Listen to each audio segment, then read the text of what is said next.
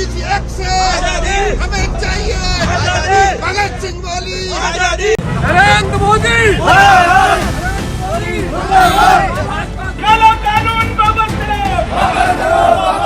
UGC 2026 के नाम पर देश के विश्वविद्यालयों में नया पावर गेम शुरू हो गया है। क्या इक्विटी के नाम पर ऐसे नियम ला दिए गए हैं जिनमें कैंपस का माहौल और भड़क सकता है? और सबसे बड़ा सवाल, अगर ये नियम इतने साफ और जरूरी थे तो सुप्रीम कोर्ट को बीच में आकर रोक क्यों लगानी पड़ी? दोस्तों, जनवरी 2026 में यूजीसी ने promotion of equity in higher educational institutions regulations 2026 जारी किए। सरकार ने कहा अब कैंपस में भेदभाव के लिए जीरो टॉलरेंस होगा, लेकिन कुछ ही हफ्तों में याचिकाएं दाखिल हो गई। आज हम बिना शोर, बिना नारे, तथ्यों, संविधान और उदाहरणों के साथ पूरा मामला समझेंगे। आखिर कहता क्या है यूजीसी रेगुलेशंस 2026? इन नियमों का मुख्य उद्देश्य है हायर एजुकेशन इंस्टीट्यूशंस में इक्विटी फ्रेमवर्क लागू करना, हर विश्वविद्यालय में इक्विटी कमेटी बनाना, शिकायतों का समयबद्ध निपटारा, इंस्टीट्यूशनल अकाउंटेबिलिटी तय करना। यूजीसी का कहना है कि इक्वालिटी सिर्फ एडमिशन तक सीमित नहीं रहनी चाहिए, बल्कि कैंपस कल्चर तक जानी चाहिए। अब तक विश्वविद्यालयों में ग्रीवेंस रिड्रेसल सिस्टम्स तो थे, लेकिन यूजीसी का कहना है कि वे बिखरे हुए, असमान और कई बार प्रभावहीन थे। इस नए ढांचे के तहत हर संस्थान को एक औपचारिक इक्विटी पॉलिसी बनानी होगी। यह पॉलिसी केवल कागजी घोषणा नहीं होगी, बल्कि उसे लागू करना होगा, रिपोर्ट करना और उसकी वार्षिक समीक्षा करना अनिवार्य होगा। हर विश्वविद्यालय में एक इक्विटी कमेटी का गठन अनिवार्य किया गया है। ये समिति शिकायतों को सुनेगी, जांच करेगी और संस्थान को सुधारात्मक कदम सुझाएगी। शिकायतों के निपटारे के लिए समय सीमा तय करने की बात कही गई है, ताकि मामले सालों तक लटके न रहें। रेगुलेशंस का दायरा केवल जाति या लिंग तक सीमित नहीं रखा गया है। इसमें क्षेत्रीय भेदभाव, आर्थिक पृष्ठभूमि, दिव्यांगता और अन्य सामाजिक असमानताओं को भी शामिल किया गया है।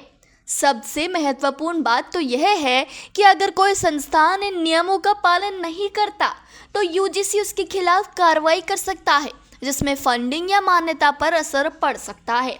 यानी पहली बार इक्विटी को एक एनफोर्सिएबल रेगुलेटरी ऑब्लिगेशन बनाया गया है। अब संविधान के संदर्भ में समझते हैं।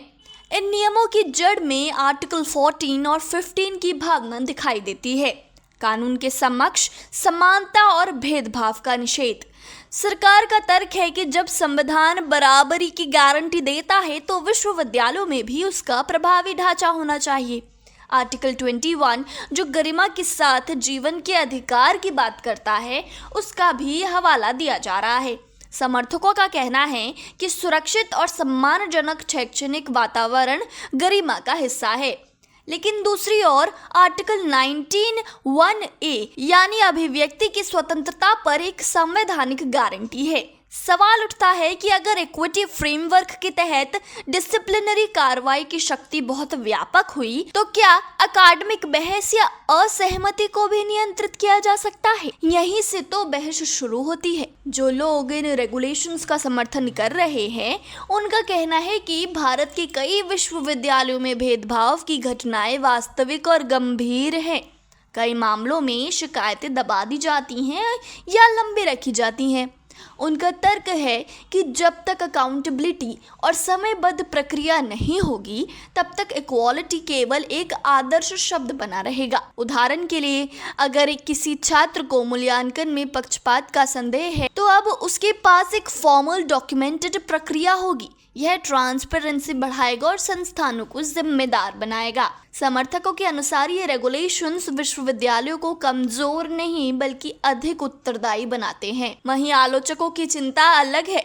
उनका कहना है कि रेगुलेशंस की भाषा कुछ जगहों पर बहुत व्यापक और व्याख्याएं निर्भर है। अगर परिभाषाएं स्पष्ट नहीं होंगी तो प्रशासनिक विवेकाधिकार बढ़ सकता है। उदाहरण के तौर पर हॉस्टाइल एनवायरनमेंट या अनफेयर कंडक्ट जैसे शब्द अगर सटीक रूप से परिभाषित ना हो तो किसी अकादमिक असहमति को भी शिकायत में बदला जा सकता है। दूसरी बड़ी चिंता विश्वविद्यालयों की स्वायत्तता को लेकर है। सुप्रीम कोर्ट पहले भी कई निर्णयों में कह चुका है कि विश्वविद्यालयों को अकादमिक स्वतंत्रता मिलनी चाहिए। क्रिटिक्स का तर्क है कि अत्यधिक केंद्रीकरण इनोवेशन और स्वतंत्र सोच को प्रभावित कर सकता है। अब जानते हैं कि मामला सुप्रीम कोर्ट तक क्यों पहुंचा। कुछ याचिकाओं में कहा गया है कि इन नियमों को पर्याप्त परामर्श के बिना लागू किया गया। साथ ही यह भी तर्क दिया गया कि कुछ प्रावधान अत्यधिक व्यापक है और उनमें नेचुरल जस्टिस सेफगार्ड्स स्पष्ट नहीं हैं। सुप्रीम कोर्ट ने प्रारंभिक सुनवाई में इम्प्लीमेंटेशन पर अंतरिम रोक लगाई और यूजीसी से जवाब मांगा है। इसका मतलब यह है कि रेगुलेशंस नोटिफाई तो हो चुके हैं लेकिन पूरी तरह लागू नहीं हैं। मामला अभी न्यायिक समीक्षा के अधीन है। इस समय स्थिति यह है कि रेगुलेशंस आधिकारिक रूप से अस्तित्व में हैं लेकिन उनका पूर्ण कार्यान्वयन रुका हुआ है। केंद्र सरकार और यूजीसी अपना पक्ष रख रहे हैं और अंतिम निर्णय अभी आना बाकी है। बात करें कि आगे क्या हो सकता है तो संभव है कि कोर्ट कुछ संशोधनों के साथ रेगुलेशंस को मंजूरी दे दे।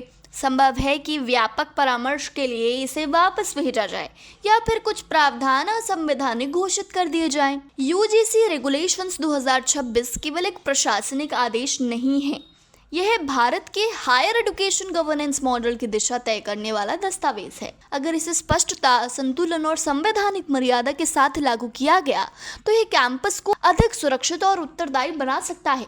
लेकिन अगर अस्पष्टता और केंद्रीकरण हावी हुआ तो विवाद और बढ़ सकते हैं। लेकिन कहानी सिर्फ कोर्ट रूम तक सीमित नहीं रही। रेगुलेशंस जारी होने के बाद देश के कई विश्वविद्यालयों में छात्र संगठनों ने विरोध प्रदर्शन किए। कुछ जगहों पर ज्ञापन दिए गए, कुछ जगहों पर शांतिपूर्ण धरना हुआ तो कहीं कहीं प्रशासन और छात्रों के बीच टकराव की स्थिति भी बनी। विरोध करने वाले छात्रों और शिक्षकों का कहना है कि अगर नियम इतने महत्वपूर्ण थे तो पहले व्यापक चर्चा क्यों नहीं हुई। विश्वविद्यालयों, फैकल्टी संगठनों और छात्र प्रतिनिधियों से खुली बहस क्यों नहीं कराई गई। दूसरी तरफ कुछ कैंपस में ऐसे छात्र भी सामने आए जिन्होंने कहा कि अगर भेदभाव की शिकायतों को गंभीरता से लिया जाएगा तो इसका स्वागत होना चाहिए, लेकिन प्रक्रिया साफ और संतुलित भी होनी चाहिए। यानी जमीन पर माहौल दो हिस्सों में बटा हुआ है। एक तरफ सुरक्षित और जवाबदेह कैंपस की मांग है, दूसरी तरफ स्वायत्तता और स्पष्टता की चिंता है। अब मामला सिर्फ रेगुलेशन का नहीं रह गया, ये हायर एजुकेशन के भविष्य का प्रश्न बन चुका है। क्या विश्वविद्यालय अधिक नियंत्रित होंगे? क्या इक्वालिटी का ढांचा मजबूत होगा या पहले उसे और स्पष्ट करना होगा? सुप्रीम कोर्ट का अंतिम फैसला दिशा तय करेगा। लेकिन सच्चाई यह है कि इस बहस ने देश के विश्वविद्यालयों में एक नई राजनीतिक और संवैधानिक चर्चा शुरू कर दी है और यही इस रेगुलेशन का सबसे बड़ा असर है। अब सवाल वही है कि क्या ये रेगुलेशन बराबरी को मजबूत करेगा या पहले इसे और परिष्कृत करने की ज़रूरत है। सवाल हम आप पे छोड़ते हैं। हमें कमेंट्स में अपनी राय ज़रूर बताएं। वीडियो इन्फॉर्मेटिव लगा हो तो इसे लाइक करें, शेयर करें और ऐसी तमाम चीज़ों के लिए अभी चैनल को सब्सक्राइब करें ताकि आप हमेशा ऐसी इन्फॉर्मेटिव चीज़ों से अपडेटेड रह सकें।